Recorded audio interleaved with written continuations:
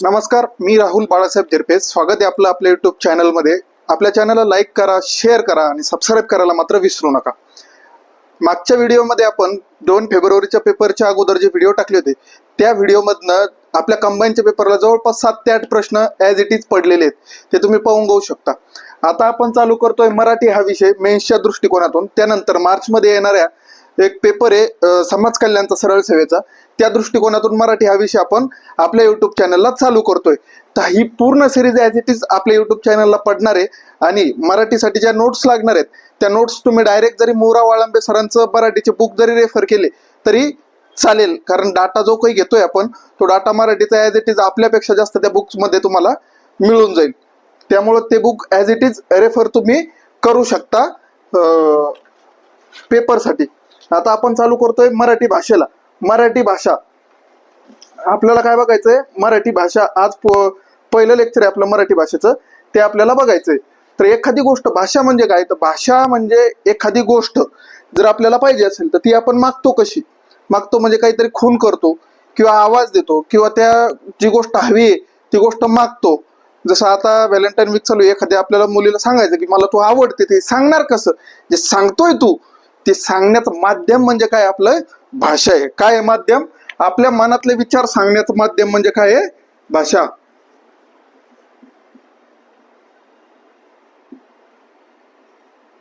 मनातले विचार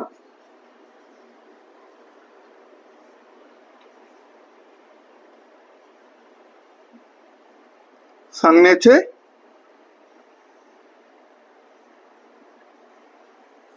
माध्यम. आपल्या मनातले जे काही विचार आहे ते सांगण्याचं माध्यम म्हणजे काय? आपली भाषा आहे. आता आपली ही भाषा आहे, मग आपण जे बोलतो ते मराठी या भाषेमधून बोलतो. पण अशीच भाषा काही जनावरांची पण असू शकते का? हो, असू शकते. कुत्रं भुंकतं, ती त्याची भाषा समजावी लागेल. गाय हंबरते, ती तिची भाषा समजावी लागेल. पक्षी चिवचिवाट करता, ही त्या पक्ष्यांची भाषा समजावी लागेल. ज्या त्या व्यक्तीची ज्याची त्याची वेगवेगळी भाषा असते. आपली कोणती आहे? मराठी. आपली कोणती भाषा आहे? मराठी. ही आपल्या भाषेचं महत्व आहे की काय? बोलणारा व ऐकणारा यांना जोडणारा दुवा म्हणजे काय असतंय? भाषा असते. एखादा माणूस काही बोलतोय तर ते समोरच्याला कळलं सुद्धा पाहिजे. म्हणजेच काय? भाषा म्हणजे काय? की शब्दांची व्यवस्थित रचना असली पाहिजे. शब्दांची काय?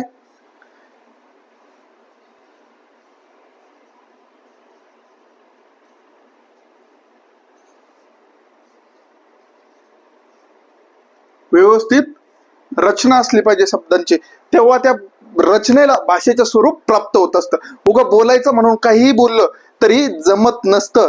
म्हणजे मला जर म्हणायचंय की 1 ग्लास पाणी आण, तर मला ते एका लई व्यवस्थित शब्दांची रचना घ्यावी लागेल, तेव्हा ते भाषेचं स्वरूप तिला प्राप्त होतं. आता आपण जर म्हटलं मला 1 ग्लास पाणी आण, हे जर आपण कसे शब्द इकडे तिकडे, आण मला पाणी 1 ग्लास किंवा 1 ग्लास पाणी आण, हे जर वेगवेगळ्या पद्धतीने आपण ट्राय केलं बोलायचं, त्याची जी लय ती तुटती. लय काय? तर तुटती लय. ऐकायला पण ते व्यवस्थित वाटत नाही. त्याच्यामुळे शब्दांची व्यवस्थित जेव्हा रचना होते ना, त्या एका शब्दांची व्यवस्थित रचनेनंतर तयार झालेले वाक्य जे ते त्याला भाषेचं स्वरूप येत असतं. त्याच्यामुळे भाषा सुरू होण्यासाठी काय असतं? मनातले विचार सांगण्याचे माध्यम काय? आपली भाषा आहे. आणि दुसरी गोष्ट काय? व्यवस्थित रचना पाहिजे. कशांची पाहिजे? शब्दांची.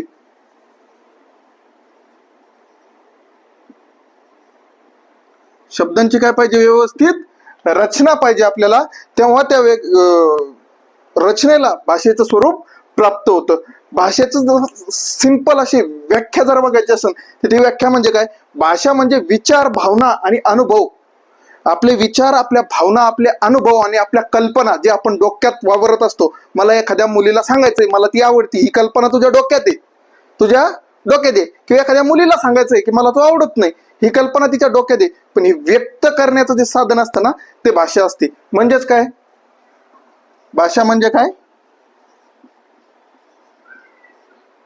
भाषेची व्याख्या सांगतोय मी तुम्हाला. भाषा म्हणजे काय? विचार, त्यानंतर कल्पना,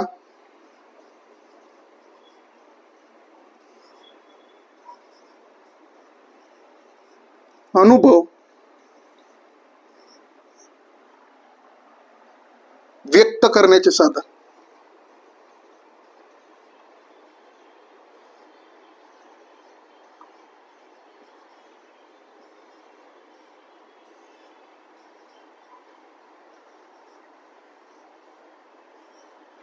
काय आहे?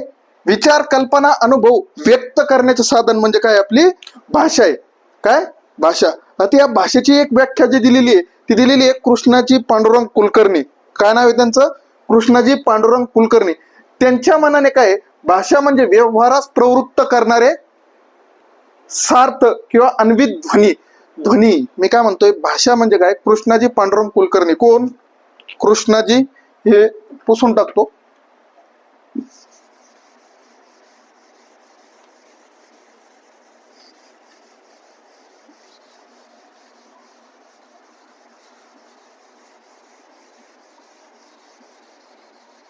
पहिली व्याख्या पाहिली आपण भाषेची, की विचार, अनुभव, कल्पना व्यक्त करण्याचे साधन म्हणजे काय? भाषा.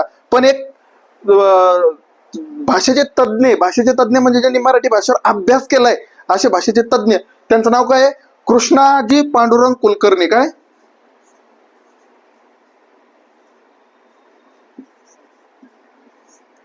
कृष्णाजी पांडुरंग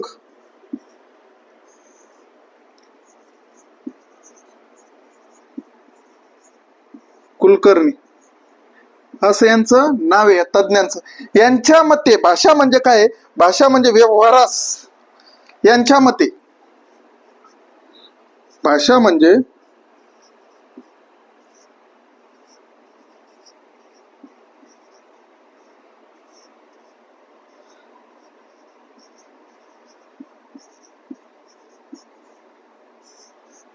व्यवहारास प्रवृत्त करणारे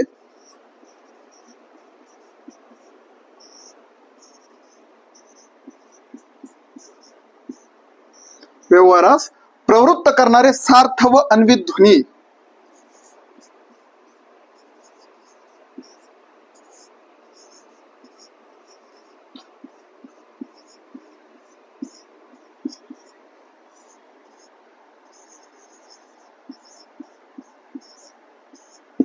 काय? व्यवहारास प्रवृत्त करणारे सार्थ व अन्वित ध्वनी म्हणजे काय? भाषा. असं कोण म्हणतं? कृष्णाजी पांडुरंग कुलकर्णी हे म्हणतायत. काय म्हणतायत? की भाषा म्हणजे व्यवहारास प्रवृत्त करणारे सार्थ व अन्वित ध्वनी. म्हणजेच काय? की भाषा म्हणजे काय? असा व्यवहार म्हणजे मी तुम्हाला आता सांगितलं होतं की भाषा होताना काय करावं लागतं? आपल्याला शब्दांची विशिष्ट रचना करावी लागते. त्या शब्दांची विशिष्ट रचना झाली, व्यवस्थित रचना झाल्यानंतर जे फॉर्मेशन तयार होतं त्या रचनेमधनं, त्या फॉर्मेशनला आपण भाषा म्हणतो. म्हणजेच काय? सार्थ आणि अन्वित ध्वनी म्हणजे काय? सार्थ म्हणजे त्या ध्वनीला काहीतरी अर्थ पाहिजे. मी काही बोललो चालत नाही. मी जर म्हटलं शाळेत जाता जाता म्हैस अडकली, शाळेत जाता जाता म्हैस अडकली, याला अर्थ आहे म्हैस अडकली बाबा. पण अडकली म्हैस शाळेत जाता जाता, याला पण अर्थ आहे. पण अर्थ कशाला नाहीये? जर आपण त्या शब्दाची रचना वेगवेगळ्या पद्धतीने करायला लागलो आणि त्याचा कुठं जुळवाजुळव होत नाही, मी काय बोलतोय समोरच्याला कळतच जर नाही, तर ते न अर्थ ध्वनी असतात. न अर्थ म्हणजे ज्या ध्वनींना अर्थ नाही, उगाच बोलायचं म्हणून काही बोलतायत असे जे ध्वनी असतात त्यांना ना अर्थ ध्वनी म्हणतात.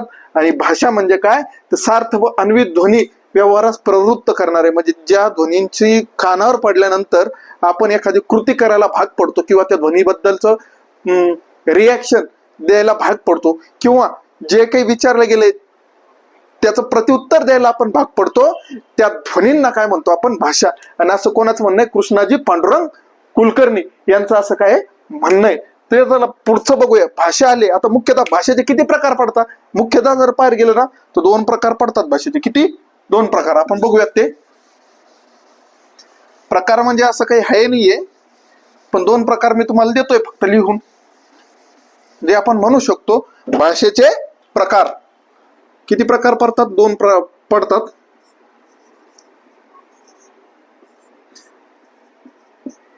दोन प्रकार पडतात भाषेचे. किती? 2 प्रकार पडतात. पहिला प्रकार कोणता आहे? स्वाभाविक किंवा नैसर्गिक भाषा. काय आपण काय म्हणतो तिला? पहिल्या प्रकाराला स्वाभाविक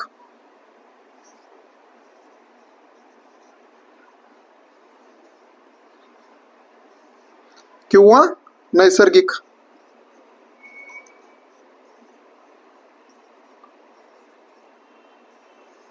आणि दुसरा प्रकार जो आहे तिला कृत्रिम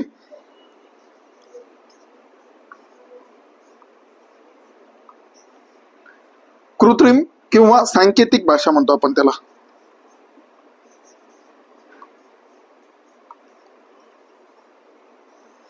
कृत्रिम किंवा सांकेतिक भाषा.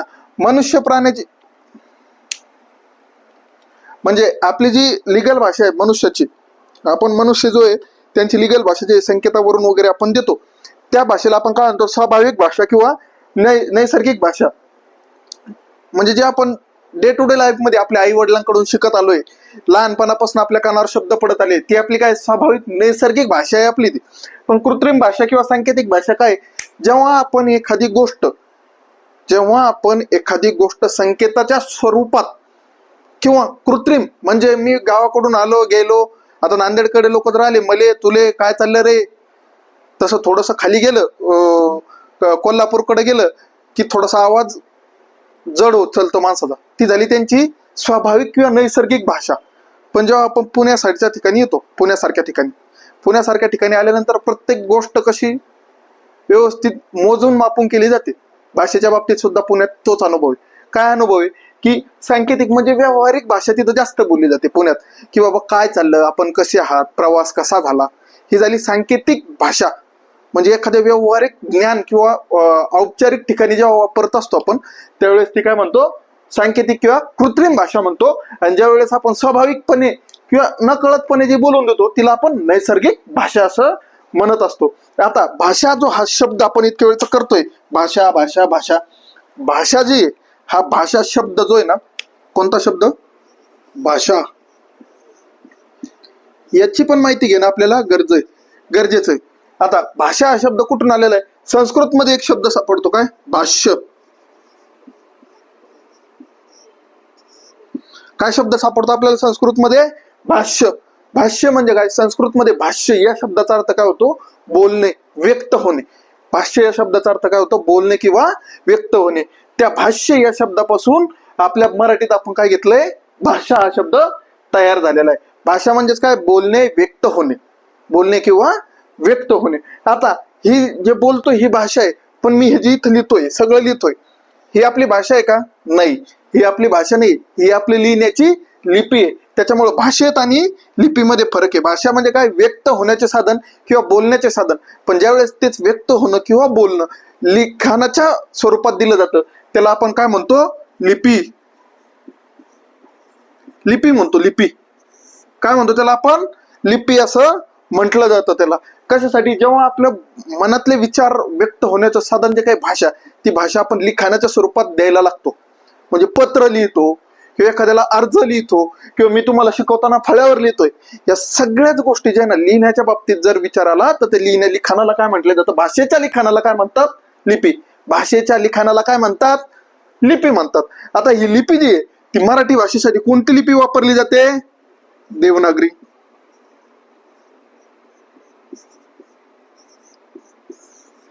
कोणती लिपी वापरली जाते मराठी भाषेसाठी, देवनागरी. हे लिपीचं नाव आहे देवनागरी. ही लिपी वापरली जाते मराठी भाषा लिहिण्यासाठी, ही लिपी आपण वापरत असतो. आता लिपीचा शोध लागल्यामुळे आपला काय फायदा झाला, लिपीचा शोध लागल्यामुळे आपण व्यवस्थित आपल्या मनातले विचार लिहून सुद्धा मांडायला शिकलो. म्हणजे ज्या लोकांना आपल्या स्वतःचे विचार एखाद्या मुलीपुढे मांडता येत नाही, तो प्रेमपत्र लिहून त्या मुलीला दाखवू शकतो. सगळ्यात मोठा फायदा लिपीचा आजच्या कंडिशनला तरी. आता कोणी लिहित नाही बसत प्रेमपत्र, पण इंस्टाग्राम, व्हॉट्सअप, फेसबुकवर चॅटिंग करून जरी तुम्ही ते मराठीतून टाकून दिलं, तरी ती देवनागरीत लिपी धरली जाते भावा.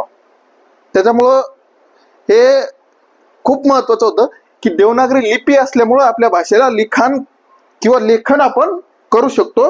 हे आपल्यासाठी महत्वाचं आहे. बाकीचे विषय नाही, पण हे महत्वाचं आहे. म्हणजेच काय, भाषा आणि लिपी हे जर दोन्ही एकत्र केलं तर बोलणाऱ्याला आणि ऐकणाऱ्याला जोडण्याचा दुवा म्हणजे काय, भाषा. पण वाचणाऱ्याला आणि ज्यानं लिखाण केलं त्याला जोडण्याचा दुवा कोणता असतो, लिपी असतो. वाचणाऱ्याला आणि लिखाण करणाऱ्याला जोडण्याचा दुवा कोणता असतो, तो दुवा असतो लिपी. आता आपली लिपी कोणती आहे, देवनागरी लिपी. बरं, या देवनागरी लिपीला अजून काही नाव आहे का, आहे ना नाव. नाव कसं नाही, डबल नाव आहेत नाही तर बाबू, शोना, पिल्लू सगळं चालतंय. पण आता कोणतं नाव आहे, आता नाव आहे बाळबोध.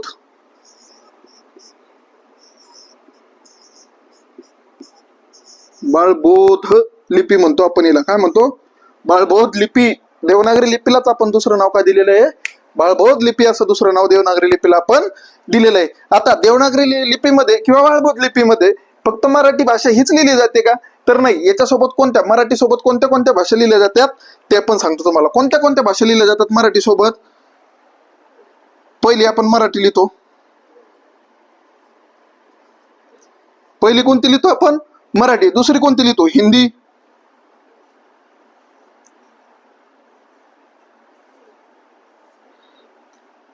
तिसरी कोणती लिपी लिहितो आपण? कोकणी.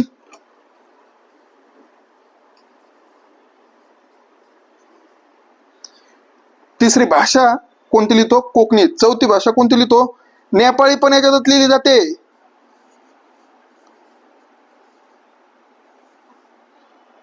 नेपाळ्यांचं मी बदलणार रूप आम्ही कांचो. ती नेपाळी सुद्धा कुठं लिहिली जाते? देवनागरी लिपीमध्येच लिहिली जाते. त्यानंतर संथाळी लिपी. संथाळी कोणती भाषा?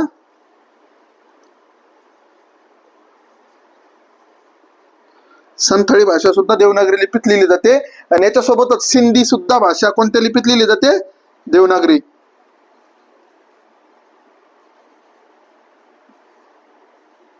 किती भाषा लिहिल्या जातात देवनागरी लिपीत? 1 2 3 4 5 6 भाषा लिहिल्या जातात. कोणत्या कोणत्या? सिंधी, संथाळी, मराठी, हिंदी, कोकणी आणि नेपाळी या 6 भाषा लिहिल्या जातात. कोणत्या लिपीत? देवनागरी लिपीमध्ये या 6 भाषा लिहिल्या जातात. आता ही देवनागरी लिपी जी, ही लिपी कशावरून आलेली आहे? देवनागरी लिपी जी आहे ना, ही लिपी आलेली आहे गुजराती आणि बंगाली या भाषांच्या लिपीवरनं. कोणत्या लिपीवरनं? गुजराती आणि बंगाली या भाषांच्या लिपीवरनं देवनागरी लिपी आली आहे असं समजलं जातं. आणि देवनागरी लिपीमध्ये मराठी सोडून 5 भाषा वापरल्या जातात. मराठी सोडून 5 भाषा देवनागरी लिपीमध्ये लिहिता येतात. तर ते कोणत्या येतात? सिंधी, संथाळी, हिंदी, कोकणी आणि नेपाळी. आणि 6वी कोणती आपली? मराठी. कोणती आहे? मराठी. आता ह्या देवनागरी लिपीचं सगळ्यात मोठं वैशिष्ट्य काय? देवनागरी लिपी जेव्हा लिहितो आपण त्यावेळेस कशा रेषा? एक मिनिट. ही देवनागरी लिपी जेव्हा लिहितो आपण,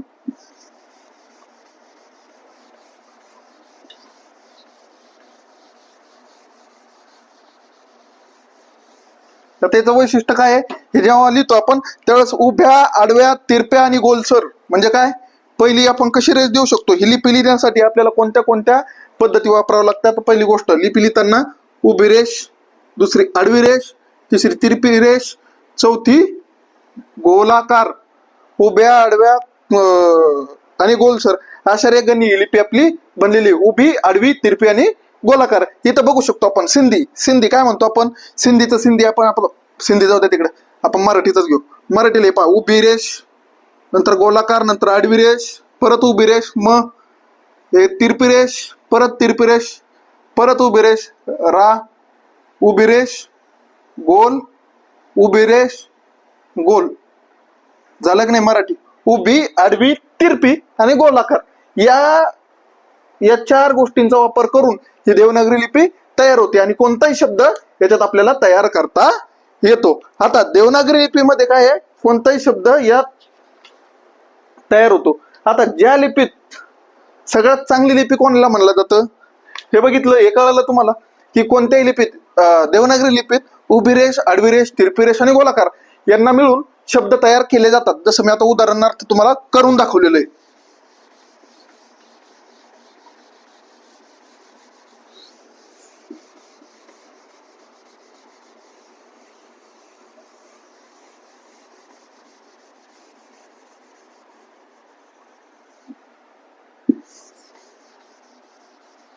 आता ही जी देवनागरी लिपी आहे, ह्या लिपीमध्ये लिपीचा विचार जर केला आपण तर सगळ्यात चांगली आणि पूर्णत्व प्राप्त केलेली लिपी. पूर्णत्व प्राप्त केलेली म्हणजेच काय? की परिपूर्ण आहे ती. प्रत्येक गोष्टीसाठी लिपी परिपूर्ण आहे. त्याचा अर्थ कसा घेतला जातो? की जे ध्वनी आहेत, ध्वनी म्हणजे जो आवाज कानावर येतो आपल्या, क, ख, ग, घ, ज्ञ, असे जे आवाज येतात ना आपल्याला, स्वरांचे ध्वनी, ह्या ध्वनीसाठी, प्रत्येक ध्वनीसाठी सेपरेट शब्द आपल्या लिपीमध्ये वापरला जातो. फक्त काही मोजके अक्षर असे आहेत की ज्यांच्यासाठी सेपरेट ध्वनी 2 आहेत पण अक्षर एकच आहेत. जसं चमच्याचा आणि चला, चम्मच आणि चला, ह्या दोन्हीमध्ये चम्मच जेव्हा म्हणतो तेव्हा जीभ माझी वरच्या बाजूला चिटकते मध्यभाग, आणि चला जेव्हा म्हणतो ना तेव्हा माझा जिभेचा शेंड आहे का तो वरच्या बाजूला चिटकतो. चला, चम्मच, जहाज, जहाज झालं, जातो झालं, जहाज जातो. हे जे शब्द आहे किरकोळ शब्द च, छ, ज, झ एवढे 4-5 शब्द जे या शब्दांसाठी ध्वनी 2 आहेत पण अक्षर 1 आहे. या शब्दांमुळे आपण आपल्या लिपीला जे काही असेल ना ते आपण जे ते आपल्या लिपीला काय म्हणतो, पुष्कळशी पूर्ण म्हणतो. काय म्हणतो? पुष्कळशी पूर्ण. पुष्कळशी पूर्ण म्हणजे काय?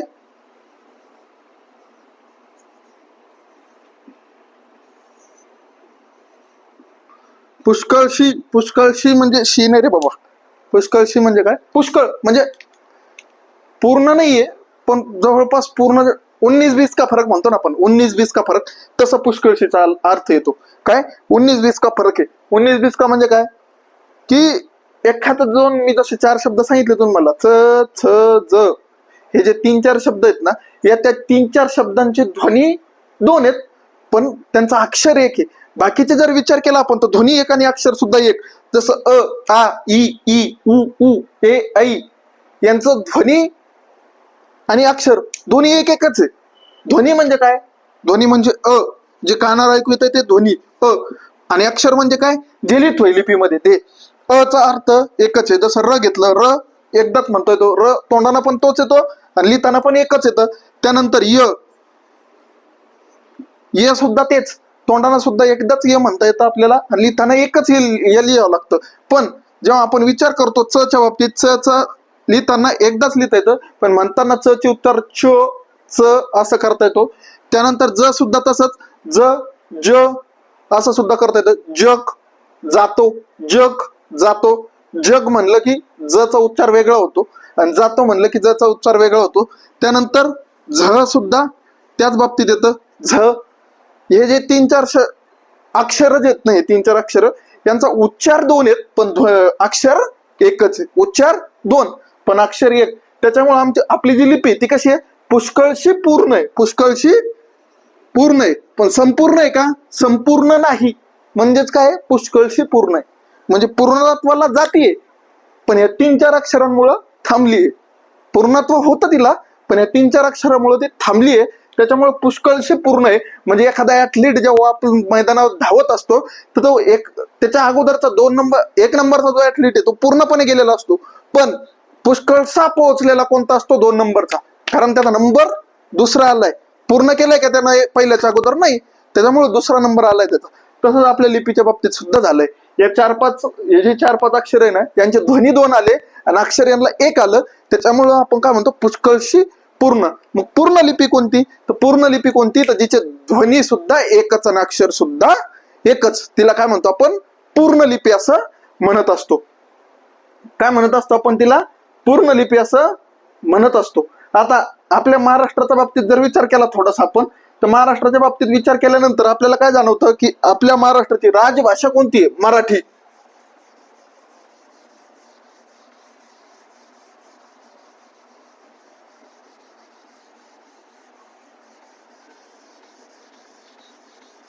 आता महाराष्ट्राच्या बाबतीत आपली राजभाषा कोणती आहे? मराठी. काय आहे? मराठी राजभाषा आहे आपली, राजभाषा.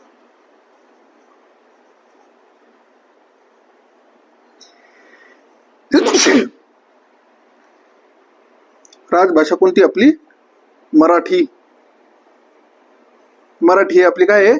राजभाषा आहे. आणि आपण राजभाषा दिन सुद्धा साजरा करतो. कोणता?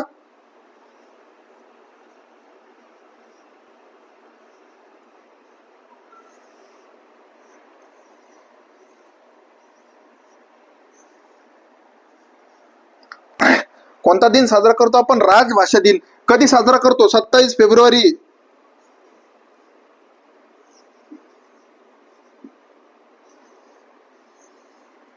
कधी साजरा करतो आपण? 27 फेब्रुवारी या दिवशी आपण कोणता दिवस साजरा करतो? राजभाषा हा दिवस साजरा करतो. 27 मधून जर 20 काढले, 27 मधून जर 20 काढले तर 7 फेब्रुवारी. 7 फेब्रुवारीला कोणता दिवस आहे? सांगता येत असलं कमेंट मध्ये सांगा. 7 फेब्रुवारीला कोणता दिवस आहे? तर 27 फेब्रुवारीला आपण काय करतो? राजभाषा दिन हा साजरा करतो. पण राजभाषा दिन हा 27 फेब्रुवारीलाच का साजरा करतो? तर तो दिवस जो आहे तो वा शिरवाडकर म्हणजेच आपले कुसुमाग्रज, लिहूनच देतो तुम्हाला. काय? वा शिरवाडकर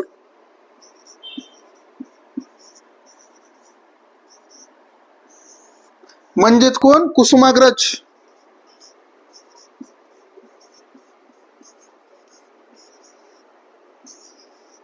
ज्यांचं 10वी पर्यंत मराठीमध्ये जे शिकले त्यांनी हे नाव कुसुमाग्रज हे नाव एखाद्या कवितेच्या खाली, एखाद्या धड्याच्या खाली किंवा एखाद्या उताराच्या खाली ऐकलेलं असेल. कुसुमाग्रज असं उजव्या बाजूला खाली लिहून येत होतं बघा, कुसुमाग्रजांची कविता आहे म्हणून. हे जे वि.वा. शिरवाडकर हे जे सगळ्यात मोठे मराठीतले साहित्यिक आहे, यांचा जन्मदिवस असतो 27 फेब्रुवारीला. त्यामुळे 27 फेब्रुवारी हा दिवस आपण राजभाषा दिन म्हणून साजरा करतो. कोणता दिवस? राजभाषा दिवस म्हणून आपण महाराष्ट्रात साजरा करत असतो 27 फेब्रुवारी. आता आपण राजभाषा दिवस, राजभाषा कोणती आहे? महाराष्ट्राची मराठी आहे. म्हणजे महाराष्ट्रातील जे ऑफिशियल काम आहेत, म्हणजे शासकीय ग्रंथ, वैज्ञानिक वाङ्मय, म्हणजेच काय? शासकीय कामे, वैज्ञानिक कामे, औपचारिक कामे, हे सगळे काम कोणत्या भाषेत चालतात? मराठी. प्रमाण मराठी भाषा म्हणतात तिला. काय म्हणतात? प्रमाण भाषेत चालतात. कोणत्या? आता 2 प्रकार अजून आलेत भाषेचे, प्रमाण भाषा आणि बोली भाषा. कोणते कोणते आले? 2, प्रमाण भाषा आणि बोली भाषा. हे राजभाषा दिन वगैरे कळालं. पुस्तक डायरेक्ट मुरा वाळंबे सरांचं रेफर करा, त्यात इन डिटेल माहिती सगळी दिलेली आहे. आणि प्रत्येक पेजच्या खाली प्रत्येक चॅप्टर संपल्यानंतर त्यांनी काही क्वेश्चन सुद्धा फ्रेम करून दिलेले आहे. ते क्वेश्चन जरी तुम्ही सॉल्व्ह करण्याचा प्रयत्न केला आणि त्यानंतर आयोगाचे जे मेन्सचे पेपर आहेत जुने, ते पेपर जरी सॉल्व्ह करण्याचा प्रयत्न केला, तर मला नाही वाटत कुठंतरी आपलं कमी पडू म्हणून आपण मराठीच्या अभ्यासाला. जेवढा वाटतो तेवढा विषय हार्ड नाहीये. या विषयात काय फक्त व्याकरण जे 50 क्वेश्चन येतात, तर व्याकरण जे येतं ते 20 मार्काचं येतं. जवळपास 20 ते 25 मार्काचाच व्याकरण येतं. आणि त्याच्या पुढे जे 20 ते 25 मार्काचे तुम्हाला येतो शब्दसंग्रह. म्हणजे आता त्या शब्दसंग्रहामध्ये काय काय येतं की समानार्थी शब्द, विरुद्धार्थी शब्द, म्हणींचा अर्थ ओळखा, वाक्प्रचारांचा अर्थ ओळखा. किंवा व्याकरणात सुद्धा काय येतं, डायरेक्ट विचारलं जात नाही व्याकरणामध्ये की याचा भूतकाळ आहे काय, भविष्यकाळ आहे का, वर्तमान काळ आहे. नाही, तिथं वाक्यरचना दिलेली राहते. वाक्यरचना बरोबर आहे किंवा चूक आहे, या वाक्यरचनेमधील अचूक शब्द ओळखा, या पद्धतीचे प्रश्न आपल्याला आलेले दिसतात. त्याच्यामुळे जास्त काही डीप मध्ये अभ्यास करायचा, पण एवढा लोड न घेता अभ्यास करायचा. मराठी सोपी आहे, आपण जन्मतःपासून मराठी शिकतोय, त्याच्यामुळे मराठीचा अभ्यास करणं आपल्याला जड जाईल अशातला प्रश्न नाहीये. फक्त अभ्यास करताना थोडंसं डोकं थाऱ्यावर ठेवा. आणि रोजचं शब्दसंग्रह जरी तुम्ही करून गेले तर रोजचे 10 ते 15 शब्द, हार्डली 20 शब्द रोजचे जरी केले आजपासून, तर 1 जून 2025 ला कंबाईनचा मेन्सचा पेपर आहे. 1 जून 2025 पर्यंत, म्हणजे 1 जूनची तारीख सोडून द्या तुम्ही, 30 मे पर्यंत जर तुम्ही ठरवलं की रोजचे मी आजपासून 20 शब्द करणार आहे, तर आज तारीख आहे 8 फेब्रुवारी. 8 फेब्रुवारी ते 30 मे जवळपास 90 दिवसांचा कालावधी आहे. 90 ते 120 दिवसांचा कालावधी आहे. आणि रोजचे 20 जरी शब्द तुम्ही पाठ केले तरी तुम्ही विचारात घ्या, 120 गुणिले 20 जर तुम्ही धरलं तर किती होते? 12 दुने 24. 2400 शब्द जवळपास तुमचे शब्दसंग्रह साठा तयार होतो. मला नाही वाटत त्या 2400 मधून 15 पैकी आणि येतात किती, 4 किंवा 5 शब्द येतात शब्दसंग्रहामधले, जास्त येत नाहीत. त्याच्यामुळे मला नाही वाटत एवढं केल्यानंतर तुमचा मेन्सचा पेपर मागं राहील म्हणून, किंवा तुम्हाला स्कोर कमी येईल म्हणून. तर आपण जी भाषा बोलतो किंवा जी आपल्या शासकीय मूळ मुद्द्यावर येऊयात परत. मूळ मुद्दा काय की आपण प्रमाण भाषा बोलतो, प्रमाण भाषा वापरतो. कुठं वापरतो? शासकीय कागदपत्र, व्यावहारिक जागेवर प्रमाण भाषा आपण मराठीची वापरतो. त्यानंतर आपण जातो वैज्ञानिक कामांसाठी सुद्धा आपण शासकीय भाषाच, प्रमाण भाषाच वापरतो. पण ज्या वेळेस आपण आपल्या घरी असतो, आपल्या एरियात असतो किंवा आपल्या मित्रांबरोबर असतो, त्यावेळेस आपण प्रमाण भाषा वापरत नाही. त्यावेळेस आपण जी भाषा वापरतो ती असती बोली भाषा. कोणती भाषा? बोली भाषा. आता आपण याचं जर उदाहरण घ्यायचं म्हटलं, जेव्हा तुम्ही ऑफिशियल असताना, आता अधिकारी होऊन जर तुम्ही एखाद्या ठिकाणी लागलात, एमपीसी थ्रू म्हणा, सरळ सेवे थ्रू म्हणा, अधिकारी होऊन जर तुम्ही एखाद्या ठिकाणी लागलात, तर लागल्यानंतर तुम्हाला जी भाषा वापरावी लागते तुमच्या येणाऱ्या समोरून येणाऱ्या व्यक्तीसाठी, ती भाषा असती प्रमाण भाषा. म्हणजे तुम्हाला विचारावं लागतं, काय झालं सर, काय अडचण आहे किंवा काय तुमचं व्यथा आहे आपल्याला सांगा, ही झाली प्रमाण भाषा. पण हेच जर तुम्ही मित्रात राहिले तर मित्राला असं म्हणता, काय झालं सर, काय अडचण आहे, तुमची काय मी मदत करू शकतो, असं म्हणतो का? काय झालं रे, सांग ना लवकर, गायबान्या करून देतो मी आहे ना. ही भाषा जी वापरतो ना, ही आपली बोली भाषा आहे. आता ही जी बोली भाषा आहे, या बोली भाषेचे सुद्धा महाराष्ट्रात भरपूर प्रकार आहेत. कोणत्या कोणत्या प्रकारची बोली भाषा आपण वापरतो? तर मालवणी, ऐराणी. कोणती आहे? मालवणी आहे, ऐराणी आहे, त्यानंतर तावडी आहे, चंद्रगडी आहे. भरपूर साऱ्या बोल्या भाषा आपण महाराष्ट्रात वापरत असतो. आता थोडस वर गेलं खानदेशकडे गेलं का ऐराणी भाषा आपल्याला दिसून येते. मराठवाड्याकडे जर तुम्ही गेलं ती वराडी भाषा, टोटल वराडी, असं बटन पाहिलं हाणतच काय उठून अशी वराडी भाषा थोडीशी दिसून होते. कोल्हापूर साईडला आवाजात दम राहतो थोडासा. हा थोडस नांदेड हिंगोली साईडला जर तुम्ही गेलं तर मले तुले आले गेले नेले पेले हेच सगळं तिकडं. आणि तिकडं लातूरकडे गेले लातूर वय माय, हे ते प्रत्येक शब्दामागं तसंच चालतंय. ह्या आपल्या काय बोली भाषा आपण याला म्हणत असतो. हे झालं आपल्या भाषेच्या बाबतीत आजचा पहिलाच व्हिडिओ झालाय. आता उद्याच्या याच्यामध्ये आपण डायरेक्ट मुद्द्याला आपण आपला हात घालणार आहोत आणि उद्यापासून आपण आपल्या लेक्चरमध्ये एक प्रोग्राम चालू करणार आहोत. म्हणजे एक नवीन प्रयत्न मी चालू करतोय की रोजच्या लेक्चरमध्ये जे जे मराठीचे लेक्चर पडतील त्या लेक्चरमध्ये प्रत्येक लेक्चरमध्ये शेवटला आपण 10 ते 15 शब्दसंग्रहाची साठीचे जे हे आहे शब्दसंग्रह ते पाहत जाणार आहोत. वर्णमालेनुसार पाहत जाऊ किंवा जनरली मी काढत जाईल की आपण ते 10 ते 12 शब्दसंग्रह डेली रोजचे रोज आपण पाहणार आहोत. 5 समानार्थी, 5 विरुद्धार्थी आणि 5 म्हणी या पद्धतीने आपण ते कॉम्बिनेशन करणार आहोत डेलीच्या लेक्चरमध्ये उद्यापासून. धन्यवाद. आज इथं थांबतो. चॅनलला फक्त लाईक करायचं विसरू नका, सबस्क्राईब करायचं विसरू नका. सबस्क्रायबर कमी व्हायला लागले हळूहळू, त्याच्यामुळे लाईक करा, सबस्क्राईब करा आणि शेअर करायला पण विसरू नका. कोणी असेल मेन्सचा अभ्यास करणारं, सरळ सेवेचा अभ्यास करणारं, तर ही चांगली अपॉर्च्युनिटी आहे. फ्रीमध्ये कोणी लेक्चर देत नाही, आपण चालू केलंय, तर तुम्ही शेअर करून त्यांना पण जॉईन करायला लावू शकता. धन्यवाद.